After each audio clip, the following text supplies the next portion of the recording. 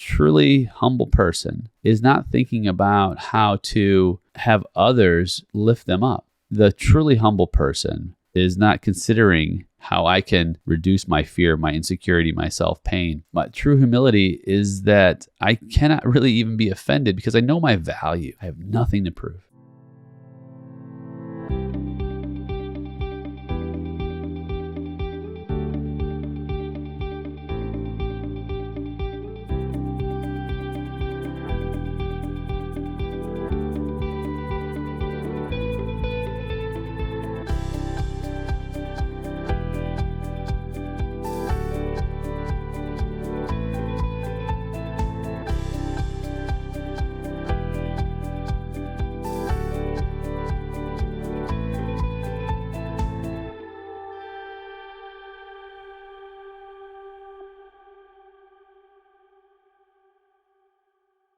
Hello, my friend, and welcome to this installment of A Call to Leadership as we do these solo episodes every Friday on a different area of leadership. Now we're covering servant leadership in this inaugural set of episodes, and this one I am so excited about, an episode on humility. What is humility? Does it really make sense for leaders to walk in humility, and where does it fit in how we pursue excellence in ourselves and in others as we aim for greatness in leadership? It's a great question because I think we can confuse what humility looks like and how it manifests and how we can actually use it to strengthen our resolve and our opportunities in the marketplace and in families, in commerce, in communities as we lead. So let's just start with the breakdown of humility. You know, we tend to think humility is thinking less of yourself. Now, it's not. It can be considered thinking of yourself less often. In fact, there's a quote from C.S. Lewis that people tend to misquote, and it's this. It's humility isn't thinking of yourself less, it's thinking of yourself less often. And that's a nice quote. But it doesn't really capture the full breadth of what C.S. Lewis, the author, the author who wrote the Chronicles of Narnia and the Lion, the Witch, and the Wardrobe. You may have heard of those books or read those books or watched the movies. Well, he was an educator in England many years ago, and also a writer on different aspects of leadership and religious writings as well, and of course fiction. And so C.S. Lewis said this, as I'm paraphrasing: the humble person isn't thinking about humility. The humble person isn't thinking about him or herself at all. So the humble person is taking themselves out of the equation. And it's interesting to think about that, because the opposite of humility can be considered arrogance, pride, haughtiness. It's really thinking of yourself for self-preservation, putting yourself first, of course. Now, I walked in arrogance for a long time, friend. When I was growing up, the younger years, all the way into my 20s, and I would say in some respects, as I even creeped into my 30s. And I thought I was hot stuff. And I thought that, I can think clearly, I can do business well, at least what I thought I could do business well. I thought I was great with the ladies, before my wife, of course. And I was fun to be around, had cool cars. All of that really was vanity. And I was glorifying myself through vanity. In fact, vainglory is a term that is used very loosely to describe the old King David, who ruled Israel many, many, many years ago. And when he numbered the people in the kingdom, it was considered vainglory because he was numbering his people. And the truth is, they were really never his people. Those people don't belong to you. In fact, your rulership is really serving over them.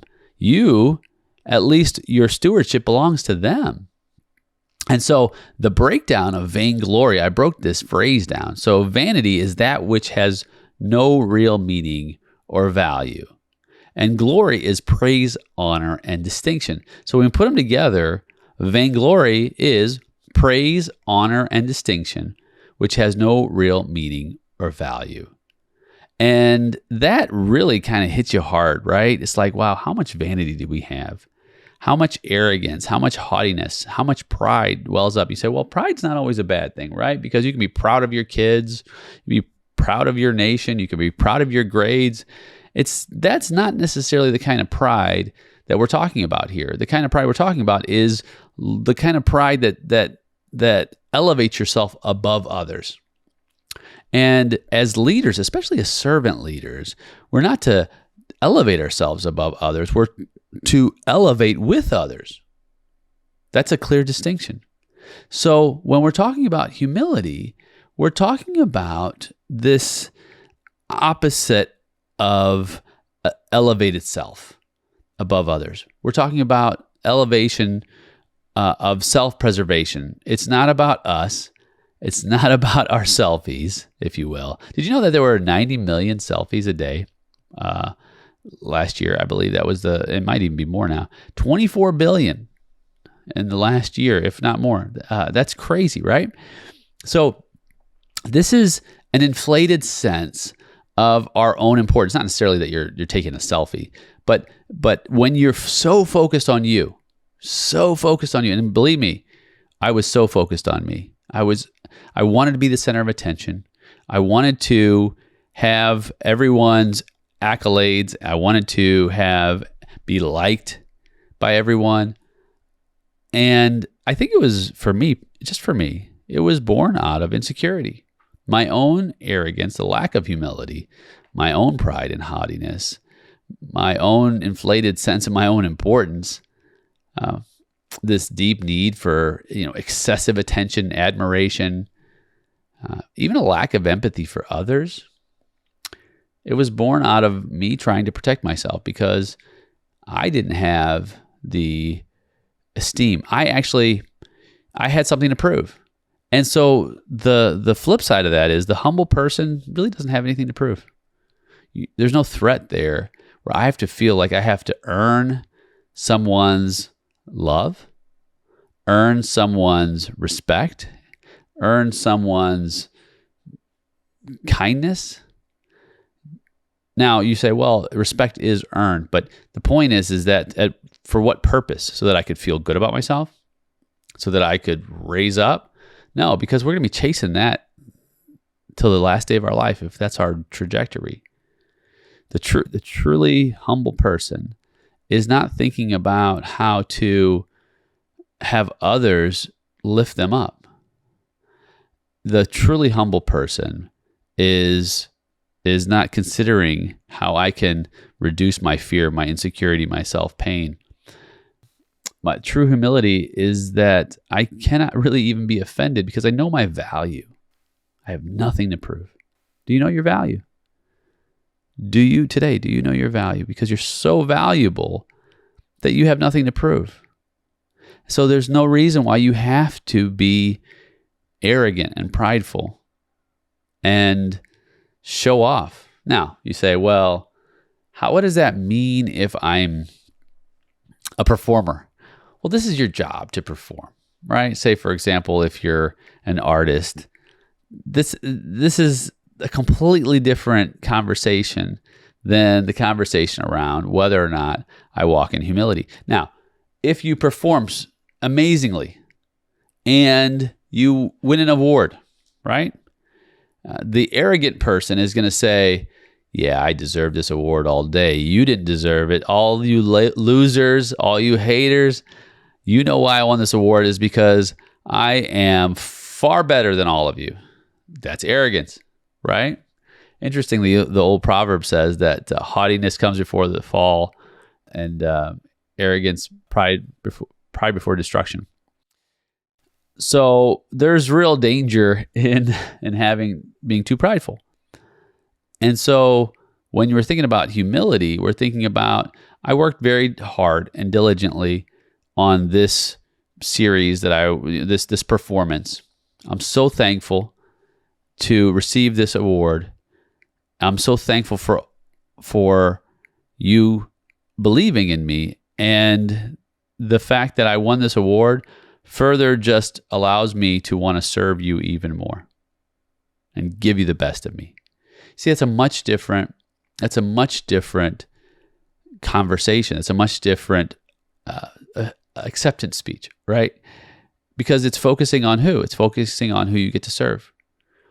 And that's really one of the big differences between the humble person and the arrogant person. Now, how does this play out in the workplace? You say, well, if I walk in too much humility in the workplace, then nobody will do the work because I'm not. My humility will be considered weakness, and that's the furthest thing from the truth. In fact, you can blend humility and resolve in a workplace. In fact, it was Jim Collins, the educator and author, in one of his books, I believe it was Good to Great. Excellent. Good to Great, Great by Choice, How the Mighty Fall. All of those books are excellent case studies, and I recommend a read of those, at least reading the Cliff's Notes, if you will, or the summaries of those books on organizational leadership. And Collins says he identifies what he calls a level 5 leader. And a level 5 leader, he says, is one who has a combination of both professional will and personal humility. So this fierce resolve professionally and this deep personal humility to not take all the credit, to not focus on just their own needs, but to focus on the needs of the collective and using their fierce will, their fierce resolve to propel the group forward so that what is focused on, what is illuminated, is the mission, the worthy cause that everyone partakes in. And so then, as somebody that walks in humility, you give credit to everyone on the team who has helped to contribute to that very big win. This also plays out in the workplace when we're talking about our customers. I love the mindset of that we are not the heroes in the story we create for our customers and for our employees. We're guides. They're the heroes. As we create a model for our customers, we make our customer the hero of the story. And we simply act as guides, helping them along their journey to a better future state. So, for example, if you have a business and you think, how can I help my customer to accomplish their desired end state? And in my leadership development program, I have these amazing people who are part of my elite leadership group. And this last retreat we had, I wanted them to be the hero of this story. So what did I do? I asked each of their loved ones to share about the leadership they observed in their spouses and their children and different individuals who are part of my group. And as I do this, I take these and I put them all into a beautiful collage of videos, and I present them to each group member together in the collective retreat. And as these spouses and parents are sharing how important the leadership is, why the leadership matters of my group members, and an encouragement for their leadership, the emotion and just like wind beneath their sails just begins to well up as they understand and they reflect on just how important they are to these individuals. And they became the hero of the story that I was helping them to tell in that moment. It wasn't about Nate Sala. It was about each individual group member. It wasn't, oh wow, Nate Sala, you're so amazing because you have super cool experiences in your mastermind leadership group. No, it's the individual who I get to serve is so amazing, and I want to elevate them, and I want I want to put a spotlight on how they are the hero of the story. I begin to dissolve, if you will. I begin to delete myself. I begin to fade away, and they begin to rise. That's a picture of walking in a way that eliminates me from the equation. And because I know that what I do is incredibly valuable to my people. So why do I have to keep getting reminded of it? Why don't I elevate the individuals who I get to serve? That's a picture, I dare say, of humility, because as you say, I'm humble, it detracts from humility, right? You can't say like, I'm the most humble person in the room. Like, there's no way you can even say that, because it's not even about you, right? In fact, I love how Rick Warren starts his book, Purpose Driven Life. The first sentence is, it's not about you. And so that's a bit of humility. Now, how does that play out in other spheres? How does that play out, say, in personal life? Well, maybe you're really good at something. For example, when I was younger, I was getting faster and faster and faster in triathlon. And I was getting kind of like, oh, wow, maybe I can win first in my age group at some point, because I was getting quicker and quicker. And there's nothing wrong with desiring to give your best. In fact, that's aiming for greatness, really. And what happens is you begin to think, I'm pretty hot stuff, right? And at some point, maybe you don't have that anymore. I was preparing for an Ironman, and I hadn't done a full iron yet. I had done a 70.3, which is really a half iron. And I was preparing for the full iron. I was getting faster and faster and stronger, and my endurance was increasing. And one day I was at the office, and I was moving some furniture around, and I picked up a copy machine, and I just twisted and turned it and put it on another desk. Well, I was fine that day. I woke up the next morning, and I was in excruciating pain. I mean, muscle spasms and like just an hour of just tears on the floor, could not move. My wife handed me an Advil, which subsided the pain. And I thought, oh, that was crazy. So then I went to the gym to go swimming, and I couldn't take a few strokes without just being in major pain. And I tried to go for a short jog, couldn't do that either. Tried to get on my bike, couldn't do that either. Turns out I had herniated 2 discs in my lower back. So those were bulging. I had basically bulged 2 discs. And that was bad. It was super painful. And it took years of rehab to strengthen my core around my spine. And so mostly triathlon, swimming, biking, and running, it's not really core workout. I mean, there's some core, but it's not focused. And so I wasn't really working my core. And so my core was really, really weak. And so I couldn't do what I was loving to do. And I started feeling sorry for myself. I started hanging out with 2 great friends, pizza rolls and Doritos. And I started just sitting on the sofa basically sat on the sofa for 2 years, feeling sorry for myself. And it was partly because, now there's nothing wrong with having some grief because you are in pain or you're unable to achieve something that you desire to. But for me, it was a little different. It was, man, I was devoting so much time to it. And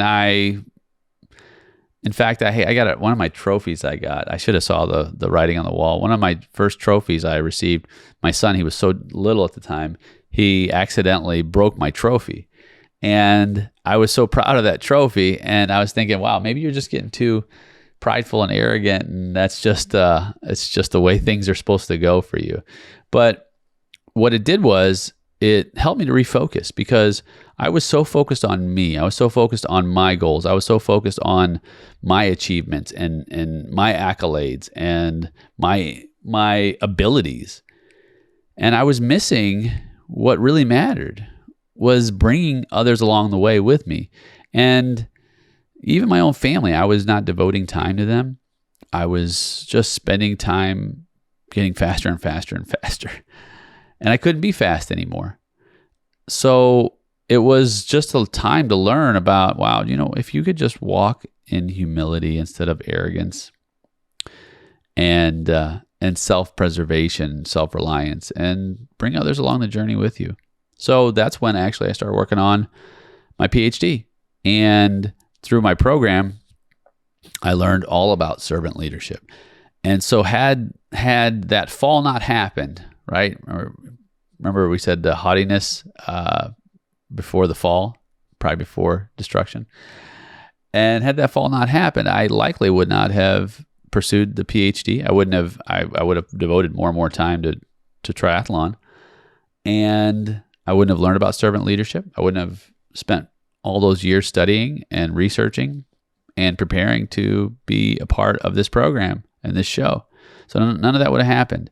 And I wouldn't be sitting here today with you talking through what it means to reduce that inflated sense of my own importance and that deep need for excessive attention, excessive admiration. I mean, I would even say, that's borderline, I don't want to throw the word narcissist around, but certainly you've heard about this concept or construct of narcissism, which is really, it's a mental condition, which people do have an inflated sense of their own importance. People do have this overwhelming excessive attention need and admiration. They have troubled relationships, lack of empathy for others. These are all hallmarks of narcissism. And it's, in some ways, it is really the antithesis of humility. So if we're in a position to where we're embracing humility, we're embracing, again, not thinking less of ourselves, not thinking of ourselves less often, not even thinking about ourselves. You say, well, don't you have to eat? Don't you have to think about yourself, Nate? Is that even practical? Yes, it is practical. It doesn't mean that you forget you exist. It just means that you forget that you are supposed to be on the pedestal. You're not. I'm not. And as soon as we begin to do that, we begin to reduce the barriers we have with people, because we are not just out for ourselves. We're out to support. We're out to build others up. We're out to help guide. And guess what happens along that pathway? We get nourished too. Now you say, well, you could be a total doormat, walk in total humility, and you could lose everything because you are being taken advantage of. And that is true. That's why, and I like the way Jim Collins puts this, because that resolve, that will, is married to the humility. They work in tandem. They work together. So don't be a doormat. Don't let people walk all over you.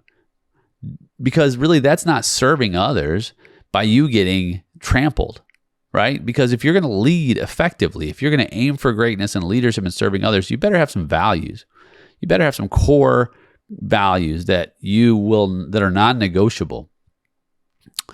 And one of them should be integrity on some levels.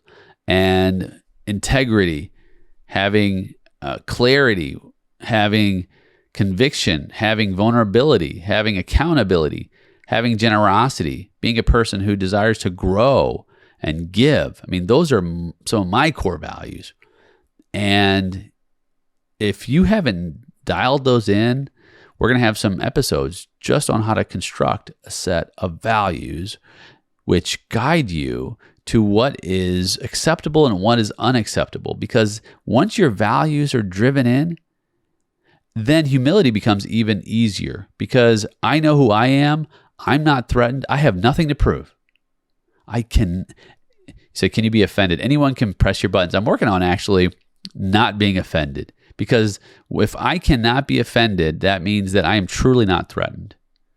And it's not easy to execute, especially, it doesn't happen to me very often, but I've heard that road rage can get to some people who I know. And all it takes is somebody cutting you off and you're like, ah, right? Because they've offended you, because then it's about me. When I tend to look at when somebody cuts me off or maybe slows down, I think, okay, well, did they even see me? Maybe not. Maybe there's something happening in their car. Maybe there's a bee that got into it. Something. I just think about everything that could have gone wrong in their lives. And then I express a little bit of empathy for any possible scenario. You say, well, Nate, what if they were just being jerks? What if? Who cares? I don't care. You could be a jerk. If I find out that you're being a jerk, which is really almost impossible in a car situation, I'm not going to make the assumption that you're being a jerk, but because it doesn't help me at all. All it does is I get angry. I get my buttons pressed. I'm not in a great mood. I mean, I'm not going to let anyone control my behavior in that way, especially on an assumption. And if I find out that someone is a jerk, it's super simple. Like, they've got the problem. All I have to do is put a boundary and a border up. If I don't want to deal with that, I'll just walk away, not be a part of that person's life. Or if someone is being a jerk who I care about, I'll ask them, what's going on? Why are you being a jerk? I mean, it is that simple. But it takes walking in humility, I think, to begin to embrace that I'm not going to feel threatened by others, because it's not even about me. One of these days I'll be gone. And I know that because my time is short here, I'm going to make the most out of it. And I hope you do too. So as we move forward, I hope you've learned a thing or two about humility. I've so enjoyed our time together.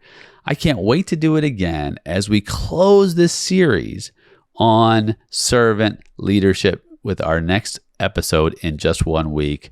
I can't wait to see you there, my friend. I'm Dr. Nate Sala, and this is A Call to Leadership.